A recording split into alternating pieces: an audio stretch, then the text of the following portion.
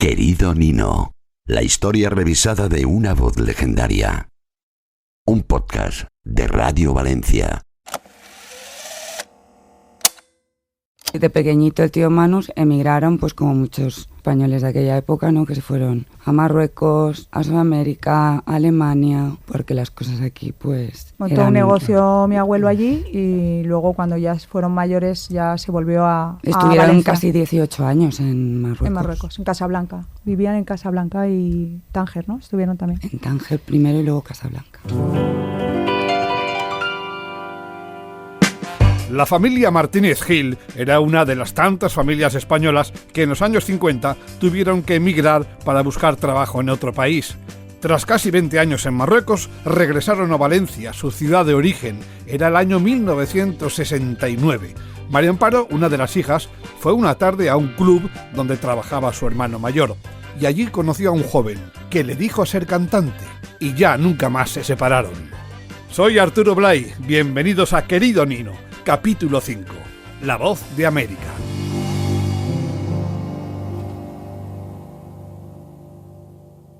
Cuando vencía la tarde y tras una dura jornada de ensayos, a Nino y los Superson les gustaba acercarse a la discoteca Víctors a tomar una copita y relajarse con los amigos.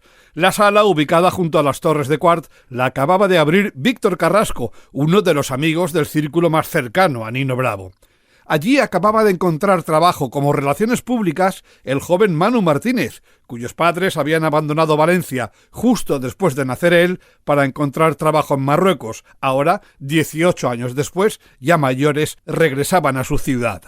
Manu, que acabaría siendo cuñado de Nino Bravo, junto con Amparo y Eva, hijas del cantante, nos recuerdan cómo fue el encuentro y el romance. Vinimos en el año 69 a Valencia, toda la familia. A mí me cogieron, me fui a la mili a los 6 meses y a la vuelta encontré trabajo en el Club Víctor de Valencia, que era de jockey y relaciones públicas del club, con Víctor Carrasco, el dueño, que en paz descanse. Y nada, eso de ir todos los días a la discoteca, se me ocurrió un día a mi hermana, María Amparo. Nos queríamos mucho y siempre me decía: Manu, ¿cuándo me vas a llevar a la discoteca donde trabajas? Se conocieron ahí en Víctor. Se conocieron en Víctor, eso es. Y estando en la mili, un día me llama mi hermana y me dice: hermano, te tengo que decir una cosa. He conocido aquí un cantante valenciano que se llama Nino Bravo. Digo, ¿Nino Bravo? Digo, a mí no me suena de nada. No, pues es un chico que canta muy bien, que tal, y no sé cuánto. Nos hemos hecho novios. Cuando vengas a Valencia de permiso, te lo presentaré. Bueno, y vino un día de permiso, me fui al club y allí me presentó a Nino Bravo. Muy moderna, sí. Muy minifaldera, claro, tenían otra forma otra mentalidad distinta a la que teníamos aquí en este momento. Y pues eso, entre el acento francés, rubia, minifaldera, jovencita, pues... Y muy guapa. Muy guapa, sí. Bueno, es muy guapa, sí. Es guapa. Pues eso sí, se fascinó, se enamoraron. Mi madre le parecía un poquito mayor, porque en esa época, pues claro, si ella tenía 19 años, pues... Yo no sabía quién era Nino Bravo ni sabía nada. Al final, el tiempo que estuvo con ella, esos 6 meses que he dicho, pues empezó ya a conectar con él, quién era, qué tal, y dónde venía, y la historia anterior de cuando fue joyero, todo le contó, y ahí ya intimaron. O sea, que ella no sabía quién era Nino Bravo, como yo también. Y también fue todo súper rápido. También sí. En aquella época yo creo que la todo gente... mucha prisa. Enseguida te hacías novio, enseguida te casabas, enseguida... También tenía su relación fue súper rápida. En cuestión de un año ya se casaron. Porque también le obligó un poco la situación, porque como mi padre viajaba, tenía galas, etcétera, y pues hace muchos juntos. Años o te casabas y viajabas o no estaba bien visto. Entonces pues les obligaron un poco, mi abuelo materno, a mi padre, y le dijo: si tú te quieres llevar a mi hija a Sudamérica, tal, a donde tú quieras, pero cásate con ella. Y él dijo: por supuesto. Por supuesto. Pues sí, fue todo muy rápido. Se conocieron en esa discoteca a finales del 69, se hicieron novios, en junio del 70 Mari le dio el sí y un año después se casaban. Pero hay que detenerse en una pedida de mano muy peculiar, porque Nino le preguntó a Mari si quería casarse con él al día siguiente de publicarse el single Te quiero, te quiero.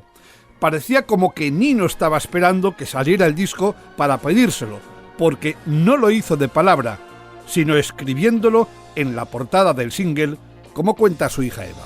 de por qué te estoy queriendo. No me pidas la... Mi padre, lo curioso es que le pidió matrimonio, le pidió casarse en el single de Te quiero, te quiero. Y le puso: Mari, ¿te quieres casar conmigo? Y mi madre le contestó un sí enorme encima. Vida mía, te quiero noche y día. La verdad es que es una declaración de amor única y muy bonita, y encima con ese temazo de Te quiero, te quiero. Por locura, solo vivo para ti.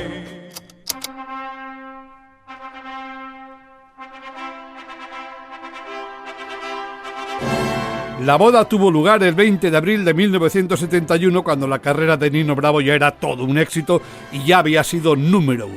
Y aquí conviene recordar una convicción que acompañó a Nino Bravo desde sus inicios: su firme decisión de separar tajantemente su vida artística y su vida personal. Él nunca quiso entrar en el juego de hablar de su vida privada para tener más presencia mediática. Es más, si veis las entrevistas que hay en internet con Nino Bravo, a menudo él hablaba de sí mismo en tercera persona, algo que se asocia a gente narcisista. Sin embargo, en el caso de Nino, creo que más bien era por la necesidad que él tenía de separar artista, Nino Bravo, y el entorno privado, Luis Manuel Ferri. Pero claro, ahora se casaba e iba a ser muy complicado mantener la boda en secreto y que los medios no se enteraran. De hecho, Guillermo Ortigueira, periodista y amigo personal del cantante, había dado la voz de alarma. Para evitarlo, Nino había urdido un plan para hacer creer que se casaban en una iglesia, la de Santo Tomás, a 300 metros de la parroquia de Santo Domingo, donde realmente se iba a casar. El padrino fue Manu. Pepe Juez Asiel nos recuerdan aquella infructuosa triquiñuela para despistar a la prensa. La boda fue jugar al escondite. Jugar al escondite, porque Nino quería que su boda fuera muy íntima. Lo que queríamos era que, para que la prensa no supiera dónde se casaba, pues entonces nos dividimos en varios grupos y lo que íbamos era llevándonos a la prensa. Porque claro, donde íbamos nosotros, que éramos el grupo, la prensa iba detrás. Y a él escondido, él estaba en el coche escondido. Entonces se mandó allí a muchos invitados y muchos periodistas, y resulta que cuando se dieron cuenta, allí no estaba ni el novio, ni la novia, ni los padrinos, ni nadie. Y entonces la boda se realizó donde estaba prevista, en la iglesia castrense de la Plaza de Tubán. Cuando se dieron cuenta que allí no había nadie, alguno lanzó el chivatazo que estaban en la castrense. Y allí nos vemos aparecer a todos los periodistas corriendo, llegando a la iglesia donde estaba Nino. En un principio su reacción no fue muy allá, un poco contrariado, porque al final lo habían descubierto. Y resulta que Nino optó por dar entrada a todos los periodistas que quisieron entrar, sin dar exclusiva a ninguna revista como estaba previsto. Entonces fue un poco rocambolesco, ¿no? Al final, Nino Bravo, que hasta había tenido que saltar de la azotea de su casa a una finca contigua para despistar a la prensa, y tras haber pedido a los invitados que hicieran el paripé de acudir a la iglesia falsa, acabó asumiendo que la presencia de la prensa era inevitable. El banquete no fue nada lujoso. Nino quiso celebrarlo de una manera sencilla y rodeado de los suyos. Y después, pues, la celebración de la comida, recuerdo que nada más que éramos la familia. Creo que nada más que éramos, no recuerdo bien, pero unas 30 personas aproximadamente, o 30 y pico, que hicimos la comida en el restaurante Balaguer, ahí en Torrefiel. Nunca se me olvidará. Y todo fue muy simple, ¿no? A base de paella, unas picaditas y tal. Nino era muy simple y vamos, en ese aspecto no exigía tampoco gran cosa. Simplemente quería estar con los suyos y pasar una tarde agradable con su familia, ni más ni menos. ¿Y la luna de miel? Pues unos días de relax en Cullera, frente al mar, y luego otros en que su mujer Mari le acompañó en grabaciones y conciertos. Y como un mes más tarde se casó su mejor amigo, Vicente López, bajista de los Superson, ambas parejas hicieron una luna de miel conjunta mientras Nino atendía a sus compromisos profesionales. El año 71 había comenzado con un Nino Bravo disfrutando de su reciente y primer número 1 con Te quiero, te quiero, y su enorme popularidad obtenida en Pasaporte a Dublín. Era momento de recibir premios, reconocimiento general y, por supuesto, actuaciones que estaban colapsando su agenda. Pero la producción discográfica no podía detenerse en un momento tan exultante, de modo que ese mismo mes de enero del 71 se lanzaba un nuevo single de Nino Bravo.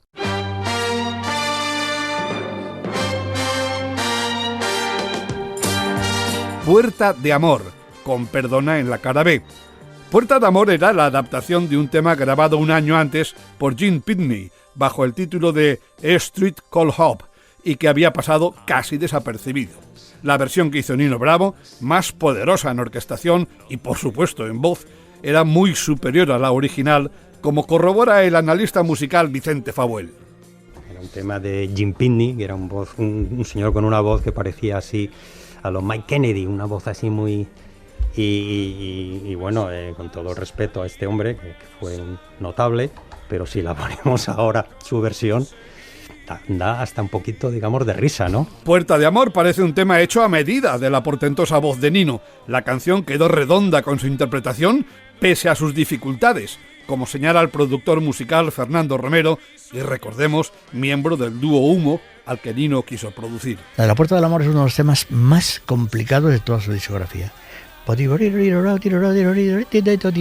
Y abajo, arriba, es una auténtica, es un carrusel. Cuando has repetido esa frase 5 veces, hasta los más bragados se quedan sin voz. O bajan 3 tonos, es imposible. Y entre mis sueños yo me vi de pie en la nueva calle, buscando la puerta del amor. El crítico musical Eduardo Guillot señala este tema como uno de los grandes de la discografía de Nino, aunque sin llegar a la sobreexposición de Libre o Un beso y una flor. A mí es que me parece una canción muy poderosa, pero hay canciones de Nino Bravo que han tenido tantísima exposición mediática y bueno, y no ha habido verbena, ni disco móvil, ni fiesta familiar que no hayan sonado, que al final las ha desgastado un poco, ¿no? Puerta del Amor, siendo una canción famosa, creo que no ha tenido tanta exposición. Y cuidado, porque posiblemente estemos ante otro caso en que a la censura de la época se le escapó otra pieza de las que solían dar buena cuenta, ya que no cayeron en el sentido que Vicente López, bajista de los Superson, quien habitualmente adaptaba las letras de las canciones, había dado a la expresión Puerta de Amor. Se le escapó a la censura y a mucha otra gente, como explica César Campoy. La letra, si se fija la gente, es una letra muy pícara, porque está hablando realmente, en un principio, está hablando de una persona que quiere mantener una relación sexual con alguien, que se desahoga por sí misma. Cuando habla de la puerta que se abre, Esa puerta se abre, hoy siento dentro de mí. es que realmente se ha consumado esa relación, ¿no? Eso realmente en su momento pasó totalmente desapercibido, pero si leemos la letra nos fijaremos que es una letra mucho más erótica de lo que en un principio pudiera parecer. Y hay otra cuestión que hace de Puerta de Amor una canción muy relevante. En nuestro intento de que este podcast refresque y actualice la figura de Nino Bravo tal y como se le ve 50 años después de su marcha, nos encontramos con que al preguntar a críticos y músicos actuales más cercanos al rock o a otros estilos presuntamente más modernos que el de Nino Bravo, muchos de ellos coinciden en señalar esta canción, Puerta de Amor, como su favorita del cantante valenciano. Así lo explica Eduardo Guillot. También me da la sensación que es una canción que la comunidad que viene del rock y del pop ha asumido más como propia, y tampoco sabría explicar muy bien por qué, ¿no? Pero yo recuerdo la sorpresa que me causó la primera vez que le oí cantarla en directo a Corcovado, que Corcovado venía precisamente de una música española underground, si quieres hasta experimental, difícil, que no tenía exposición en radio, y de repente este tipo te tocaba Puerta del Amor en directo, ¿no? Y eso me llamó la atención porque era una recuperación que me parece que era muy curiosa. Tengo la sensación que la comunidad rockera, y yo me reconozco parte de la comunidad rockera por educación musical, nos llega particularmente, ¿no? Aparte de que, bueno, yo creo que es un tema potentísimo, tiene un par de cambios la canción, parece una canción muy sencilla, pero es una canción que crece de una manera brutal, ¿no? Y en ese sentido sí que yo diría que es mi canción favorita de Nino. Y opinión similar, la de otro prestigioso comentarista musical, Rafa Cervera. A mí me gusta mucho Puerta del Amor. Me parece una canción superlativa y la manera que él tiene de cantarla también, ¿no? Luego, muchísimos años después, 20 años después o así, Javier Corcovado, el que fue cantante de Mar otra vez, grabó una versión que también estaba muy bien en el año, me parece que 90, 89. Y bueno, eso da fe, ¿no?, de que el estilo de Nino Bravo pues ha trascendido a su momento y a su época. O la de Miguel Ángel Escrivá, cantante de Santero y los Muchachos, que ha colaborado con otro valenciano, Sotos, en una versión de Puerta de Amor. Yo jamás me hubiera planteado hacer una versión de Nino Bravo porque sabes que siempre va a ser peor. Entonces, cuando te viene dada por un cantante más o menos de tu registro, como lo es, aunque bueno, también considero que Sotos tiene una gran voz y para mí inalcanzable, tiene un aire en la voz para mí muy, muy bonito. Cuando viene dado de un rockero y entiendes que puedes tener más cabida, entonces me lo propuso y es guay, ¿no? O sea, creo que colaborar con alguien en la canción de un súper de todo como Nino, la verdad que fue un tripartito rockero muy, muy bonito. Y entre mis sueños yo me vi de pie en la nueva calle, buscando la puerta del amor y yo... Esta adaptación que ha hecho Sotos, el músico valenciano, también guitarrista habitual de Jaime Urrutia, nació de una sorprendente casualidad, una casualidad casi cósmica, que él mismo nos ha contado. Cosas de la vida, venía de grabar de Madrid y me invitó un amigo mío, Freddy Mas, que es director de cine, me invitó a su chalet, a La Cañada, y llegué allí y dije, ostras, este busto que hay aquí, esta balustrada, tal, esto me suena tanto, tío. Es que verás, tío, aquí se hizo una foto Nino Bravo, este era el chalet de José Neri, el manager de Nino, uno de los managers de Nino Bravo. Y yo, claro, estaba tan emocionado ahí, dije, ya lo tengo, tío, yo tengo que hacer una canción, y me di cuenta de que la balustrada esa era la portada de Puerta de Amor. Digo, me lo has puesto a huevo, vamos, esta va a ser. Y un poco va me lo explicó justamente la hija de Vicente López, el que compuso la canción. Era un poco irse, pues eso, a disfrutar y a sacar un poquito el tema, a pasear, después de un bolo y pues un poco buscando la puerta del amor, ¿no? Como bien dice la canción, ¿no? Es un poco irse de Loomis, por así decirlo, ¿no? Al ver que esa puerta se abre, pues siento dentro de mí el amor.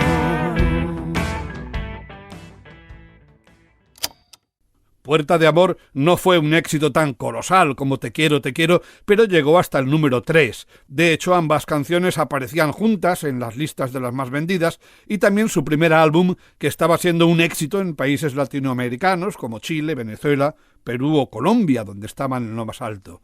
El impacto de la figura de Nino Bravo en Latinoamérica llegó a ser tan potente o más del que tuvo en España, como señala su biógrafo Darío Ledesma. Se da el caso curioso de que Nino Bravo fue número 1 antes en América Latina que en España.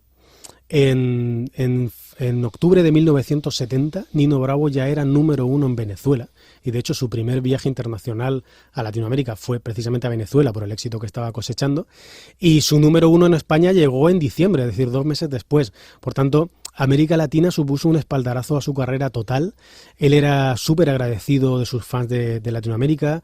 A mediados de 1971 hizo una extensa gira en la que visitó varios países.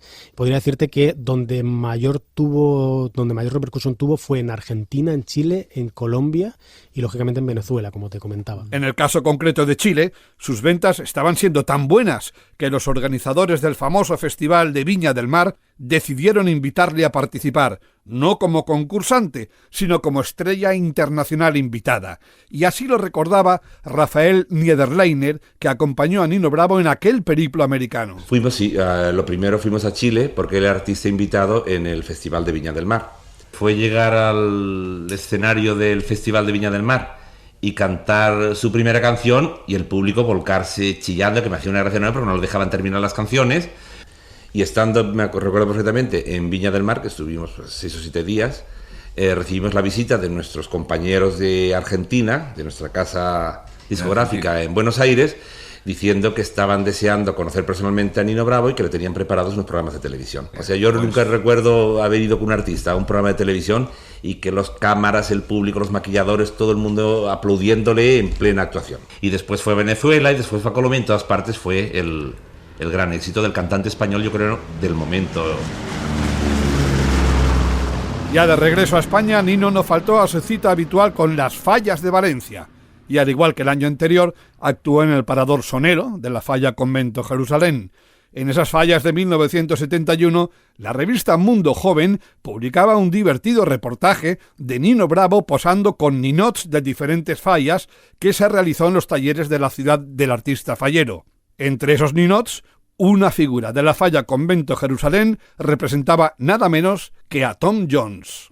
Y pocos días después, Nino Bravo recibía su primer disco de oro por las 100.000 copias vendidas de Te quiero, te quiero. Fue un emotivo acto celebrado en Madrid, en la discoteca Cerebro, con la presencia masiva de medios de comunicación y muchos artistas, y con un Nino Bravo muy emocionado recibiendo el premio, al igual que Augusto Alguero y Rafael de León.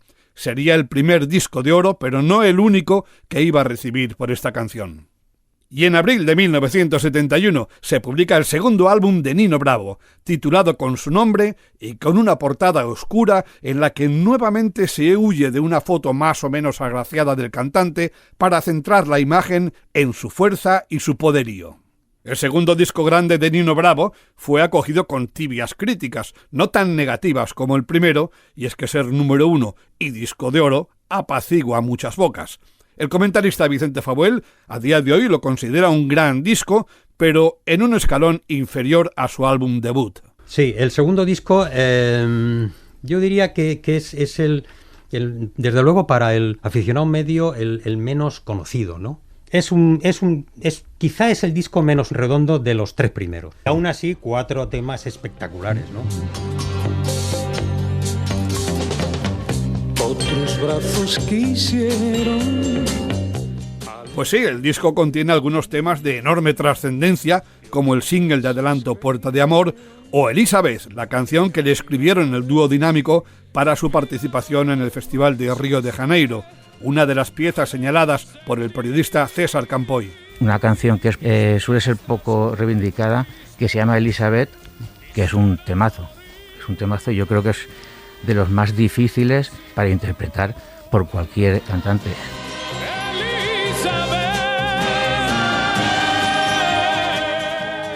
Elizabeth era una de las 3 canciones que Ramón Arcusa y Manuel de la Calva, el dúo dinámico, compusieron para este disco. Pero sin duda, una de las grandes joyas del mismo es la atrevida adaptación de un clásico del folclore americano, Mis noches sin ti.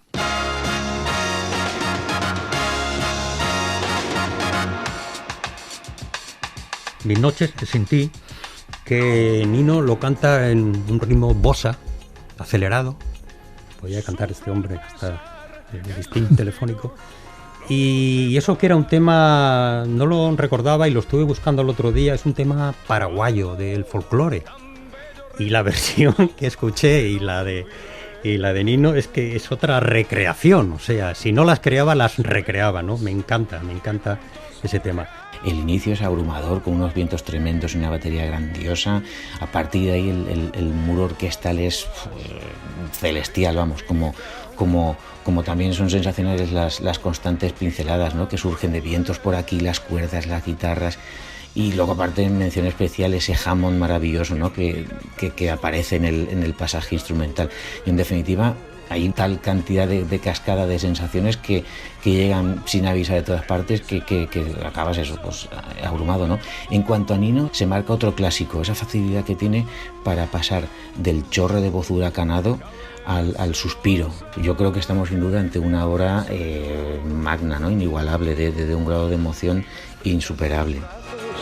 Amantes al arrullo del cucurrucú.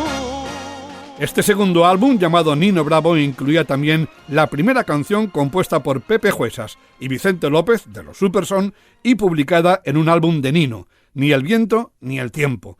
Pero no era la primera que sus compañeros de los Superson grabaron para Nino, pues como ya hemos recordado, Te amaré se quedó fuera del primer álbum y no se publicó hasta después de su muerte.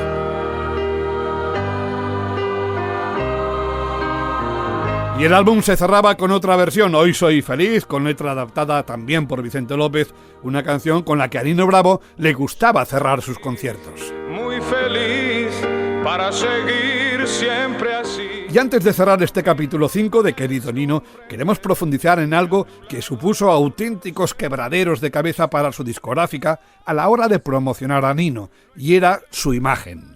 Ya lo comentamos en anteriores capítulos. Nino no respondía a los cánones del galán de la canción romántica. No era excesivamente guapo, parecía corpulento, a veces en el límite del sobrepeso, otras con una figura más estilizada. Vamos, que era un artista con una imagen difícil de vender. De hecho, en las portadas de sus primeros discos se optó por fotos oscuras, poco nítidas, que resaltaran su fuerza por encima de su físico. Darío Ledesma nos ha hablado de ello. Desde su discográfica lo que decían era que él tenía aspecto de oficinista y que eso no vendía discos. Entonces hubo una evolución bastante continua en su imagen hasta llegar a la imagen que todos conocemos, que viene de finales del 71, principios del 72, que ya es el Nino Bravo con el pelo largo, con sus patillas, ¿no? Un poquito más corpulento, no tan flaco, que es la imagen que todos tenemos cuando nos hablan de Nino Bravo. Pero eso fue una evolución que costó mucho tiempo hasta llegar a dar con ello. De hecho, en un principio la discográfica fue dando bandazos porque querían hacer canciones que llegaran a la gente más joven, apostaban por emitir en la radio FM, que era donde se escuchaban los 40 principales y tal, y luego se dieron cuenta que donde Nino Bravo estaba triunfando era en la AM, que eran en las emisoras de radio de personas con una edad de 30 para arriba. En función de eso fueron cambiando el marketing y fueron cambiando la imagen de Nino Bravo. Y con la mirada de hoy, César Campoy razona cuál es la imagen que ha perdurado de Nino Bravo. La principal imagen que siempre trasciende de Nino a nivel visual es la más moderna, es decir, la del Nino vestido de negro, con el colmillo, con el famoso cinturón con sus iniciales, ¿no? Quiero decir, es una imagen muy muy potente, no es la imagen del típico cantante romántico. Y yo creo que eso ahí también, evidentemente, él fue muy muy muy inteligente a la hora de tratar de crear una especie de imagen de marca. Ha citado César Campoy un objeto íntimamente asociado a la iconografía de Nino Bravo, la del colmillo colgante que lució durante mucho tiempo, demasiado para mi gusto. Su biógrafo, Darío Ledesma, nos explica su origen y su final. Tiene una historia menos mítica de lo que podría parecer, ¿no? Es un regalo que le hizo Jesús Carsí, el road manager de la oficina de contratación de José Meri, que fue su segundo manager, y fue un regalo personal. Lo que ocurre es que ha quedado su imagen así como eterna, ¿no? En estas fotografías con el colmillo colgado, y la gente tiende a pensar que lo del colmillo fue durante toda su etapa artística. Y lo cierto es que ya a principios del 72 dejó de utilizar el colmillo porque decía que él no creía en amuletos de la suerte, que la suerte se ganaba y que había que trabajarla. Y para nuestro analista Vicente Fabuel no fue el colmillo, sino las chaquetas lo que más se le ha quedado de la imagen de Nino Bravo. Otra frase que me viene a la cabeza de alguien me dijo, es que este hombre, dice, sí que tenía imagen, pero como cantaba tan bien, nadie se fijaba en ella, ¿no? Yo me quedo con esos trajes que llevaba él, con las solapas ribeteadas, que eran rollo glam. ¿Te acuerdas de los trajes que llevaba la Glitter Band, aquel grupo de Gary Glitter y todo esto? Yo me quedo con eso. Y creo que Tino Casal, que ya... Él dijo que era una de los looks más atractivos que había visto. Yo no sé si era una broma o no, pero tú te acuerdas esas chaquetas que parecía que estaba todavía en el sastre, que acababan de salir. Llevaban como por ahí ribeteado todo, ¿no? En charla con Joaquín Prat en los años 80, Víctor Villegas, jefe de promoción de Phonogram, confesaba los esfuerzos que tuvieron que hacer para definir la imagen de Nino y especialmente la de su pelo. Nino iba normal. Lo que pasa es que tenía un pelo muy rebelde. En el momento que se le aplastaba aquí, se le quedaba y parecía, no sé, le hacía una cara como muy rara, muy redonda. Yo me acuerdo de las horas que nos pasamos en una peluquería para que le cambiaran el pelo. Como él era un cantante es un crooner, entonces lo que queríamos era que diera una imagen más seria. Así es, son las mismas razones por las que algunas canciones que Nino grabó se archivaron en un cajón por considerarlas su discográfica demasiado rockeras y alejadas del producto que querían vender, un crooner, un baladista. Su hija Eva Ferri está convencida de que a Nino lo peinaban para que pareciera más mayor. Tenía, lo que te digo, depende de cómo, porque luego hay fotos familiares que ves y lo ves y dices, pues es que era muy joven, si es que era muy joven, claro. Pero luego lo veías cuando a lo mejor iba a televisión y lo peinaban muy arregladito con su traje y tal, y te daba la impresión de que era un hombre más mayor. Mara Carabuch, la locutora de Radio Valencia, que tantas veces entrevistó a Nino Bravo y que fue la última en hacerlo, recuerda la fisonomía del cantante. No era un hombre feo.